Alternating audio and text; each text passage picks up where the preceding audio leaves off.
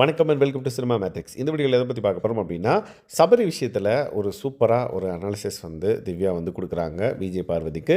விஜய் பார்வதியும் வந்து அதை கேட்டுட்டு எக்ஸாக்ட்லி கரெக்டாக சொன்னீங்க அப்படின்ற மாதிரி சொல்கிறாங்க. அது என்ன அப்படின்றத டீட்டெயிலாக இந்த வீடியோவில் பார்த்தலாம். அதுக்கு முன்னாடி நம்மளோட சேனலை நீங்கள் சப்ஸ்கிரைப் பண்ணாமல் இருந்தீங்கன்னா சப்ஸ்கிரைப் பண்ணி சப்போர்ட் பண்ணுங்கள். சபரிக்கு வந்து பசி எடுத்துருது, சாப்பிட்றதுக்காக கிச்சன் டீம்கிட்ட வந்து சாப்பாடு கொடுங்க ஏதாவது இருக்கான்னு கேட்குறாங்க. பட் சாண்ட்ரா இல்லைன்னு சொல்லிடுறாங்க. அதுக்கப்புறம் சாப்பாடு இருக்குன்னு தெரிய வருது. சோறு குழம்பெல்லாம் வந்து பார்த்திங்கன்னா எடுத்து வச்சுருக்காங்க. அது வந்து சாண்ட்ரா இல்லை அப்படின்ற மாதிரி சொல்லிட்டாங்க.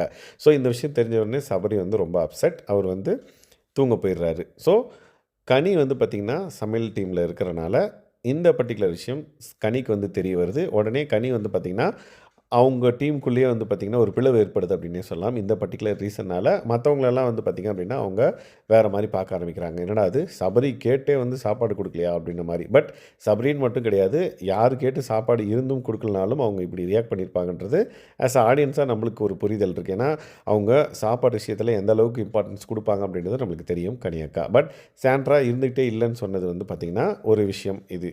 பட் இப்போது திவ்யா என்ன சொல்கிறான்னு பார்த்தீங்கன்னா, ஓகே இப்போது இந்த மாதிரி சபரிக்கு ஒரு விஷயம் நடந்துருச்சுன்னு சொல்லிட்டு கனியக்கா வந்து பார்த்திங்கன்னா இவ்வளோ வருத்தப்படுறாங்களே, அதுவே அன்றைக்கி கேமில் உனக்கு விஜய் பார்வதி உனக்கு என்ன எந்த அளவுக்கு உனக்கு ஹர்ட் ஆச்சு, எந்த அளவுக்கு உனக்கு காயங்கள் ஏற்பட்டுச்சு, அதை வந்து கனியக்கா கேட்டாங்களா அப்படின்ற மாதிரி ஒரு வேலிடாக ஒரு பாயிண்ட்டை வந்து எடுத்து வைக்கிறாங்க. ஸோ கனியக்கா இந்த இடத்துல சாப்பாடு விஷயத்துக்கு பற்றி இந்த அளவுக்கு நடக்குதுன்னு வருத்தப்படுறாங்களே, அன்றைக்கி வந்து இதே கன்சர்ன் வந்து நீ சபரி வந்து கேம் விளையாடும் போது அது உன் மேலே இருந்துருந்துச்சு அப்படின்னா நான் ஒத்துப்பேன். அவங்க இப்போ வந்து சபரிக்கு பண்ணது வந்து நம்ம தப்பு அப்படின்னு பேசுகிறதுக்கு அப்படின்ற மாதிரி செம தெளிவாக வந்து திவ்யா வந்து இந்த விஷயத்த விஜய் பார்வதிட்ட வந்து கன்வே பண்ணுறாங்க. உடனே விஜய் பார்வதி எஸ் நீ சொல்கிறது கண்டிப்பாக கரெக்டு.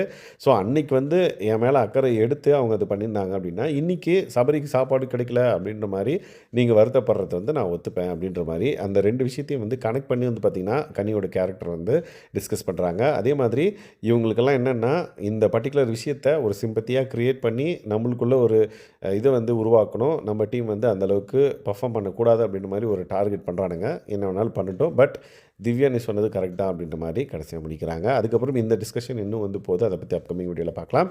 இந்த மாதிரியான பிக் பாஸ் அப்டேட்ஸ் நீங்கள் தெரிஞ்சுக்கணும் அப்படின்னா நம்மளோட சேனலை சப்ஸ்கிரைப் பண்ணாமல் சப்ஸ்கிரைப் பண்ணி சப்போர்ட் பண்ணுங்கள். தேங்க்ஸ்.